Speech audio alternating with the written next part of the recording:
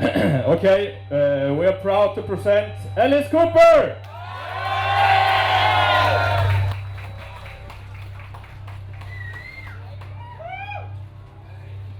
Welcome, Alice.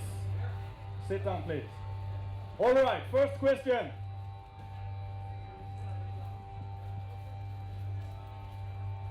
Hello Alice, it's Christos from Rock Country.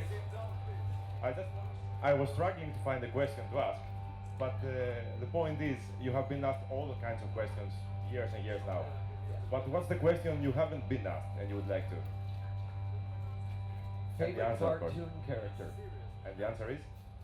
I'm starting to really like Maleficent a lot. Really? Yeah. Did you see the movie? Yes. It's very good. Yeah, it's my wife's favorite character. So yeah, I'm always kind of a Captain Hook kind of guy. You know, I'm always sort of the villain favorite. So. Okay, thank you very much. Hello, Alice. I'm Martin from Crank It Up magazine. You have the wrong shirt on, by the way. Oh, I know. You show him your shirt, please. After over 40 years in the business, do you have any new nightmares in stores for Alice? Well, new album's already done. That's all done. And I haven't wrapped a show around that yet.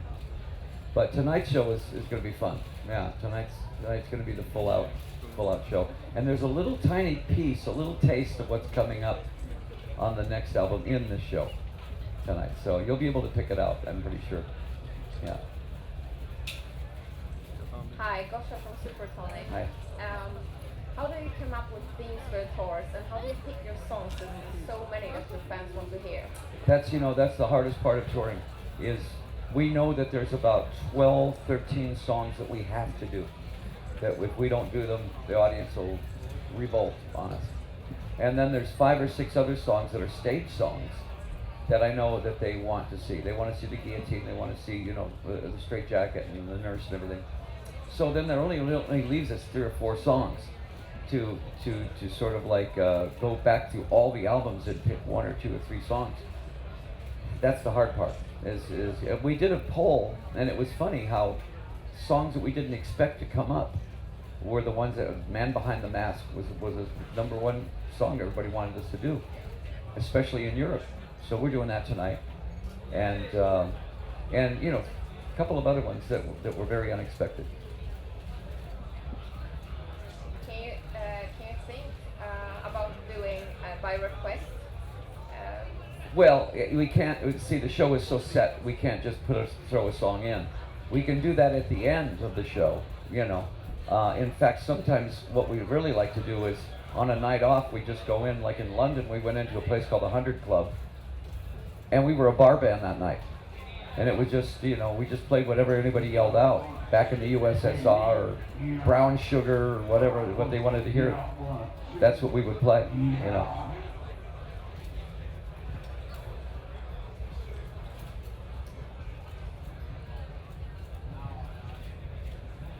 Hey Alice, I'm Alex, the metal librarian. I wonder, is there any chance we're going to get to see Welcome to My Nightmare Part 1 and 2 as comic books or movies or anything like that? Well, my thought was always that Nightmare Part 1 and 2 should be a stage play. I've always thought that would be the Broadway play. If there was ever going to be a Broadway play, they should do Welcome to My Nightmare Part 1 and Welcome to My Nightmare Part 2, with an intermission in the middle. Because the songs are all there. And pretty much the theatrics are the first one is set. The second one would be very easy to do, So, that to me was what I would like to see. Hi Alice, it's Henrik from Godfather in Denmark. You playing He's Back tonight here for first time since 1987. It's a good song, I love it. But why does it take so long to play it again? We've actually been doing it was never really a hit in the States. It was only a hit here. Yeah. So it was very odd for us that we didn't realize it was that big of a hit here. And it was actually a hit when the movie wasn't allowed to come in. So the song was allowed, but the movie wasn't, because the slasher movies at that time were still fairly illegal, over here. But the song, we were surprised that it was that big of a hit. But tonight we got some special things going on in that song. Thank you. Further questions? No math, okay. Hi, I'm Matthias, a freelance journalist. Gene Simmons once talked about, when the guys were too old, you could imagine, passing the torch on to some younger guys. Yeah. Could you ever imagine, passing on the character Alice Cooper, his torch to a younger guy, sort of like an apprentice? And Oh, well, absolutely. I think when I'm gone, I can't see why somebody else shouldn't play Alice Cooper. I mean, it's a character like Jekyll and Hyde or Dracula or any other fictitious character. The character I play is a fictitious character, so I can't imagine why somebody else shouldn't play the character. Hopefully it goes on for a long time. And like I said, there's so many albums to go to. If somebody was going to play Alice Cooper, they would do an entirely different kind of Alice show. Great question. More great questions. I told Johnny Depp that he should play me because we look so much alike. Yeah, who else? Right. Brad Pitt, I get mistaken for him all the time. Hey Alice, this is Carl from Sweden Rock Magazine. About your covers album, that was supposed to be released earlier this year. Why is it delayed, and are you planning to do original songs as well on that album? Actually, that wasn't supposed to. We have no release date on that.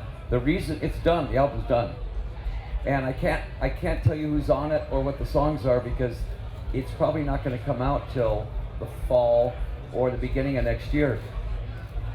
When we put this tour together here for Europe, and then the next tour is 72 shows with Motley Crue that takes us all the way to December, there's no way of wrapping a show around it until next year. So we'll release, I think, parts of it. We're going to release parts of it. The music business is so different now. You don't release a single and then put the album out. You just kind of release songs out there, and then you have an album. I mean, there will be an album. It's fully done, ready to go. And the lineup is jaw-dropping, the people that are on this album. So, it's about all my dead drunk friends. And we'll actually do a little segment of it tonight. And how much money do I have to pay you before you play something from the Dada album? From the which album? Dada. Dada. Wow.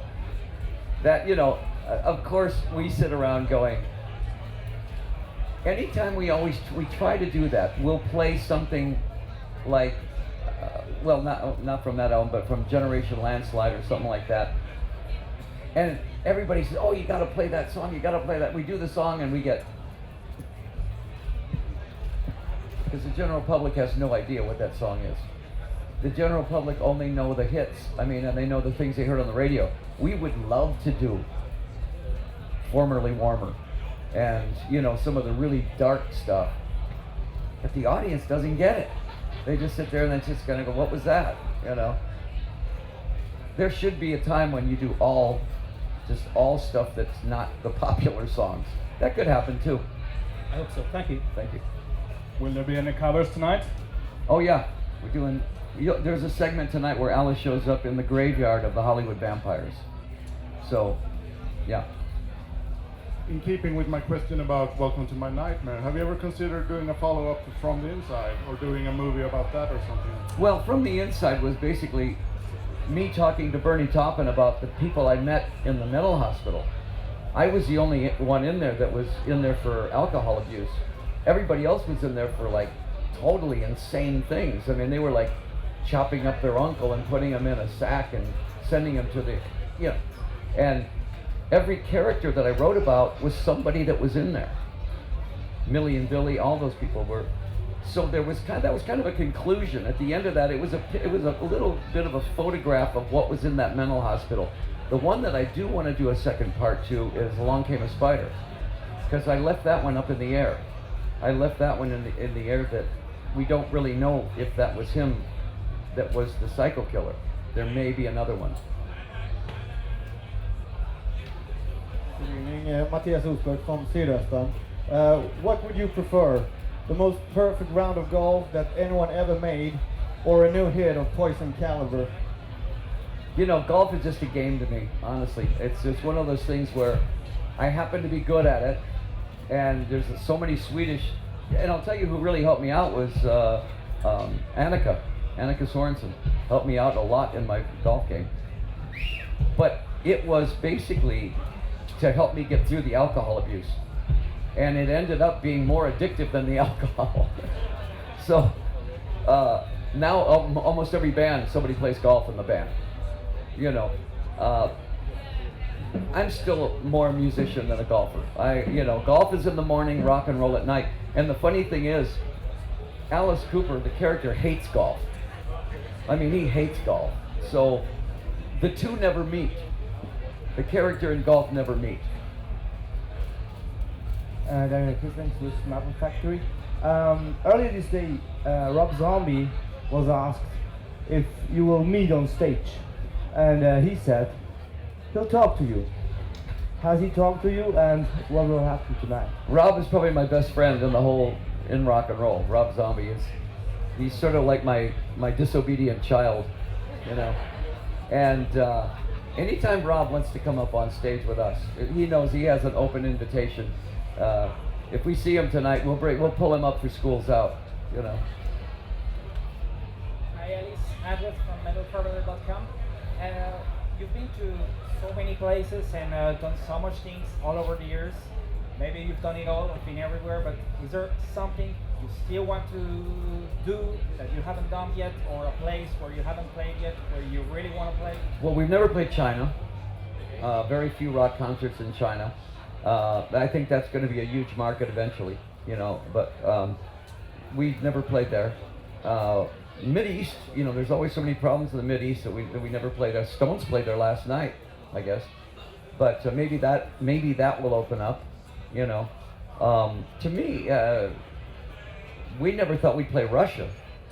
We were banned in Russia for many, many years. When the communists were in power, they said Alice Cooper was the worst thing ever from the Western, and that we would never step foot on Russian soil. Of course, now we've been there 8 times now, so all over Russia, not just Moscow, but everywhere. So yeah, China. I'd love to play China. How big was your input in the new movie Super Duper Alice Cooper, and are you happy with the results? Yeah, well, it's #1 here in Sweden, which was very nice. That's the Super Duper Alice Cooper movie was really interesting because it took 6 months to just interviews. I just talked to them for 6 months, and they put it together so that it was like a Jekyll and Hyde, because my personality here and then Alice, the character, was Jekyll and Hyde. There were some very uncomfortable moments in it for me, especially the seeing some of the film part of when I had a real heavy cocaine problem, because you could see it. I really looked like the monster that I was trying to invent. It was the first time the monster took over from me, and it was really hard to look at. It was a little scary, but then the very next scene you see is back to normal again. It was a period of time that people always say, would you go back and change that? No, I wouldn't, because it was something I had to go through to get to where I am now. You know, same with the alcohol. So, I mean, 35 years now, I haven't touched anything, so, you know. Hi Vincent. My name is Robert. My mom calls me Vincent. And I do it too. Sorry. And you don't look like my mom at all. Alright, sorry Alex. I just sneaked in. I'm not a journalist at all. I'm just a die-hard fan from 30 years back. Is there any chance that I ever gonna, in my lifetime, hear you play Might As Well Be on Mars live? Oh, people ask me the best song I ever wrote, and that was, I always tell them, Might As Well Be on Mars was the best song I ever wrote with Dick Wagner, I think. I think it would be in a different situation. It would be if there ever did a show of songs that you don't do on stage, but you'd love to do on stage. If somebody did a show like that, that would be the first song I would pick. You know, that is my favorite song. That one and Dangerous Tonight is another one that probably the best vampire song ever. You know, so yeah, I would do that in a second. I think it's a bit too sophisticated for a rock audience. It's almost borders on jazz, you know. We have a young girl here who wants to ask you a question. Okay. What is your favorite color? My favorite color? What's your favorite color? Lime green. Green? What a coincidence. Because mine's black. But I like green. I like green. How come you don't have any? Oh, you do have green on. Okay. I said if you like green, your boots are green, so that's okay. Okay, thank you.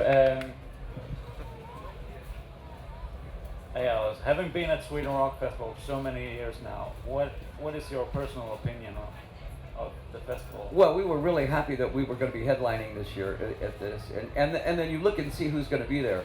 You know, like I said, Rob Zombie's going to be here tonight. A lot of our friends are going to be here. Last night we played with Aerosmith in Norway, which was really a lot of fun because Steven and Joe and I are best of friends, you know. But yeah, I was hoping to see some of the guys in Uriah Heep. They're old friends of ours, and for rock bands, festivals are almost like fraternity things because you see all the guys that you haven't seen in a long time, you know. And sometimes that's the only time you see them is at festivals. So. You know, it'll be great. It'll be great to see those guys tonight.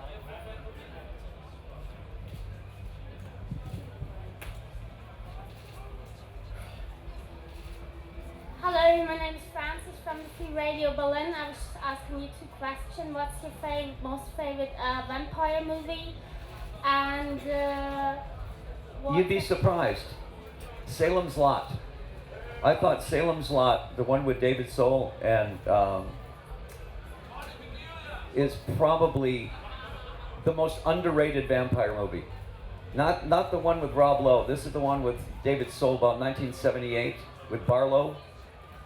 He was probably the best vampire of all time. Okay, Sound. And do you have a favorite fine artist? A favorite? Fine artist? Fine artist. Well, Salvador Dali was always my favorite, and I was very happy to get to work with him. You know, it was a very unique experience. He was one of the strangest human beings on this. In fact, I'm pretty sure he's an alien. You know, there are a few people that I'm pretty sure are aliens. The Beatles are aliens. You know, nobody does that many great records in a row like that. Someday McCartney's going to say, "But this is what we really look like." Pull his mask off. Salvador Dali's an alien, easily. You know, Groucho Marx is probably an alien. Was an alien. The people that are like so far past everybody else, Bob Dylan's probably an alien. Hi, I'm Severin from Turkey, and I have a question about, we heard a story about you and Elvis in the same room, and he showed you a gun or something. Is it true or not? With who? With Elvis Presley Oh, in yes. the 70s. Yes. Is it true? Oh, yeah. Yeah. But what he did with it, did he threat you or? No. He says, "Hey man, you're the cat with the snake, right?" I'm like, "Yeah." And he says, "Hey man, come, I want to show you something." We go into his kitchen and he opens a drawer and he pulls out a loaded Smith & Wesson snub-nose 38. Now I'm from Detroit, so I know what a snub-nose 38 is. And I kind of like opened it up to take the bullets out because it was loaded. And he said, "Don't worry about that, man. Just put it back in there." He said, "I'm going to show you how to take this gun out of somebody's hand." The little devil on my shoulder said, "Kill him." You know? And I went, the little angel said, "Nah, just wound him." You know? Before I could decide, the gun was out of my hand and I was on the floor. But I thought there for a second, what a strange thing, me standing here holding a loaded 38 on Elvis Presley. And doesn't he have bodyguards in the next room that are totally armed and ready to kill any? But I guess he does this a lot. So anybody's allowed to pull a gun on Elvis Presley, and you know. No, it was a very true story. It's a true story. Oh yeah. All right. Now we're gonna have a final question, and we're gonna round this up. So, anyone who wanna say the last question?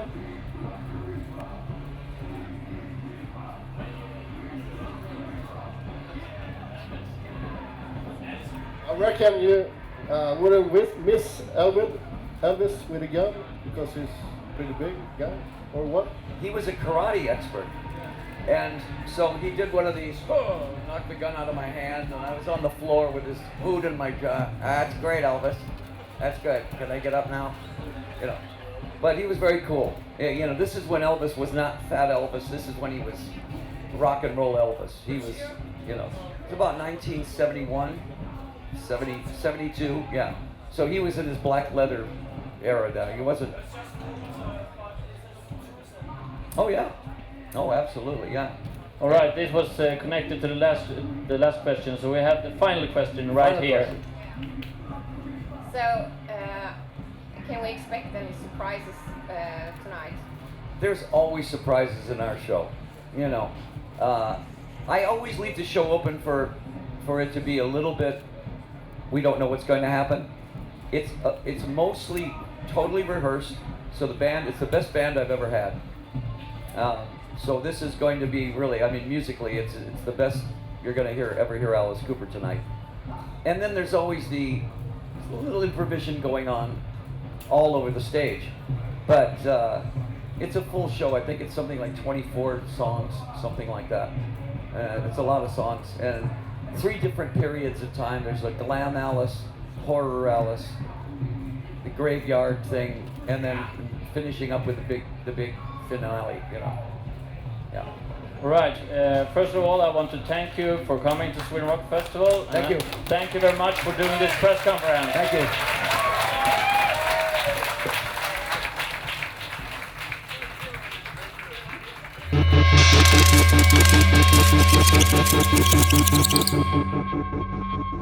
you.